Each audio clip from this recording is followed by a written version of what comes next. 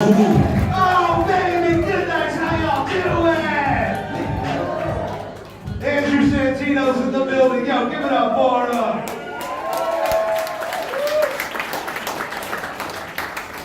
Frank Smith, I'll be your host tonight. Yo, make some noise if you're enjoying this warm weather we got going on. I am not at all. Basically, from April to October, I'm never completely dry. Like, I buy so much Gold Bond, it's the only reason that I have a Sam's Club membership. Gold Bond is my American Express. I don't leave home without it. My best friend, he considers himself a boob guy. He loves him. He's obsessed with him. He doesn't understand why I'm not. And I'm like, dude, it's hard being a boob guy when you've had him since 5th grade. It is. He's like, they're awesome. I'm like, they're a burden, they are. My back hurts. I don't know if you can tell by looking at me, though. I'm a lover, not a fighter. I am. Actually, I lied. I'm not much of a lover. I'm just not a fighter. That's all. That's it. I've never actually been in a fight my entire life. And that's mainly because in a fight, there's always the possibility that your shirt could get ripped off. That's my number one fear. So nobody wants to lose a fight in here. Gross.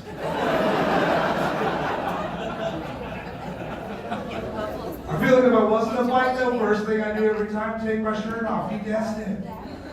Do the truffle shuffle till they get scared and run away. Because on the other hand, I don't think anybody wants to lose a fight and then get titty slapped in the face by Cleveland Brown Jr. from the Cleveland Show. That is my closer, baby.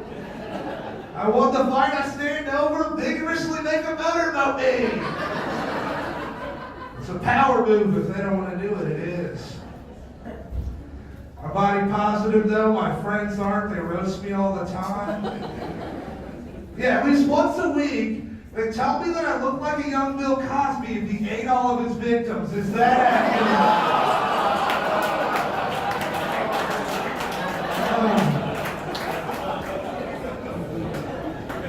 Sometimes it hurts when you guys laugh. It does. I read something interesting the other day, that apparently each year in your sleep you swallow like 8 spiders. Anybody heard of that? Yes. It's a myth. It's physically impossible. There is no way those spiders are crawling into my sleep apnea mask. No way. Hell yeah, I got sleep apnea. It's not all bad. I love it. I actually like it. Like my ex and I, we used to role play while I wear my sleep apnea mask. Ha! My favorite character to play by far was Bane from The Dark Knight Rises. Oh, you like the darkness inside you, don't you? Her favorite character for me to play was just any dude hooked up to life support, though. She just pulled the plug every time, kinky. Ooh.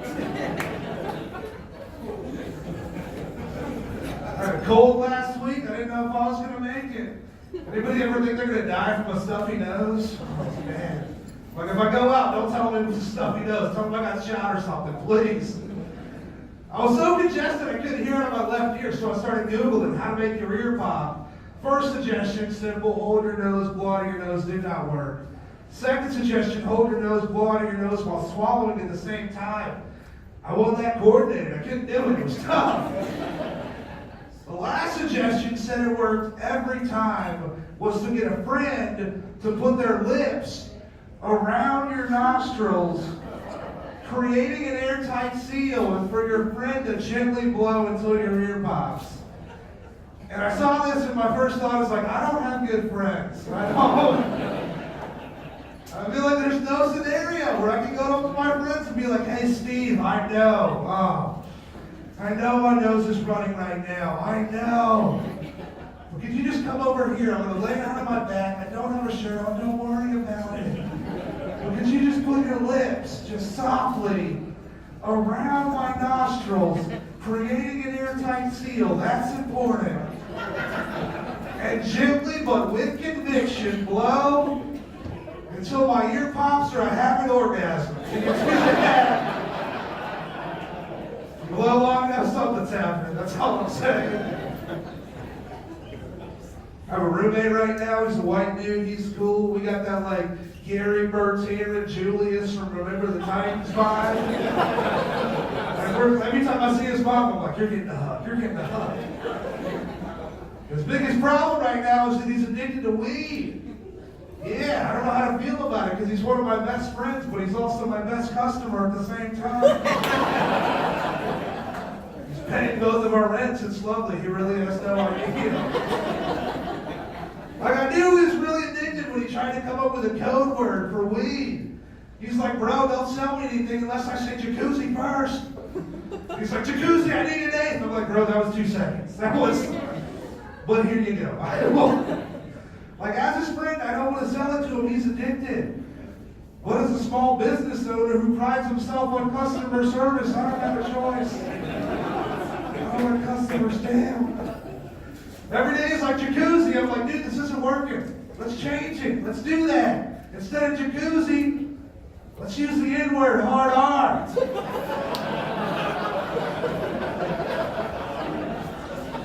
Yeah, he's real addicted. He said it immediately.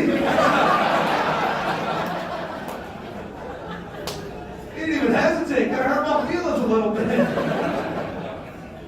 I'm like, yeah, dude, you can get that eighth, but that price just went up $13, and I don't want to change. Should probably add, I'm also addicted to weed. I am. That's why I sell it. I want to pay for it. That's the bottom line. There's so many of you guys get that. Hell yeah. It's expensive. I recently came to terms with what kind of weed smoker I am, though. There's lots of different types. There's the lappers, the overeaters, the introspective smokers. Those are my favorite.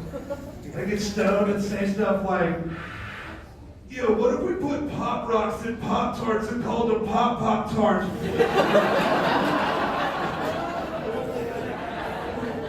Like, dude, are you sure you were ready for the block? Let me get that back. You got the ones that get stoned and immediately got to take a shit. I'm not going to name names. Barbara, it happened. I realize, though, I'm the guy that when I get stoned, I just cannot stop checking my pulse. Anybody else do that? Like everybody else in the room is super uncomfortable. That's why I got a Fitbit, baby. Hell yeah, I know y'all see this. I didn't get it so I could count my daily steps. I got it so I could monitor my heart rate after I hit the blunt 3 times. My friends will see me checking and they're like, oh damn, it takes checking his Fitbit again. Let's leave before we have to give a statement. I'm too high for that. Usually it's the same way every time though. I find a cozy corner, take deep breaths, and repeat my mantra. This is your cardio for today.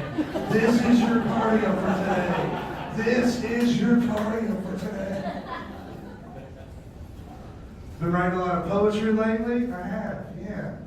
Recently wrote a poem about making love. Do you guys want to hear it? Yes. It goes, this feels amazing. I'm sorry.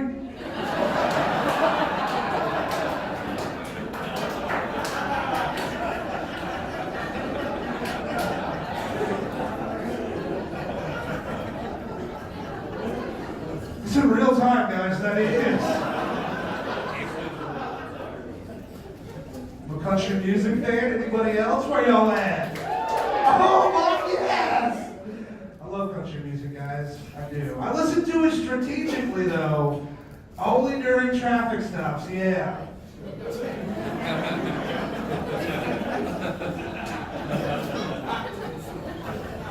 Personally, I've never heard of a black dude being shot by the cops while listening to a Tim McGraw CD.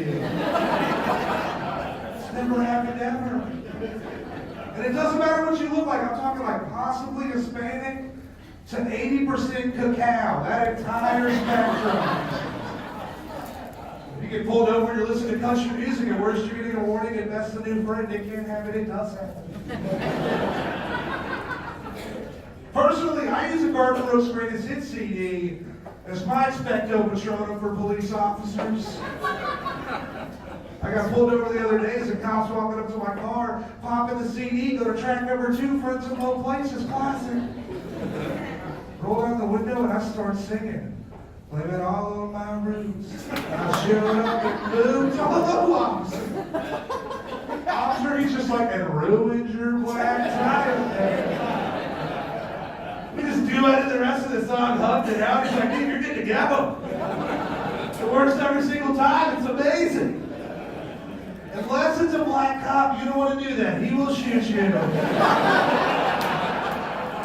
Like, obviously this car is stolen. There is no way this guy owns that many Garth Brooks CDs. Guys, I'm in Tank Smith. Thank you so much.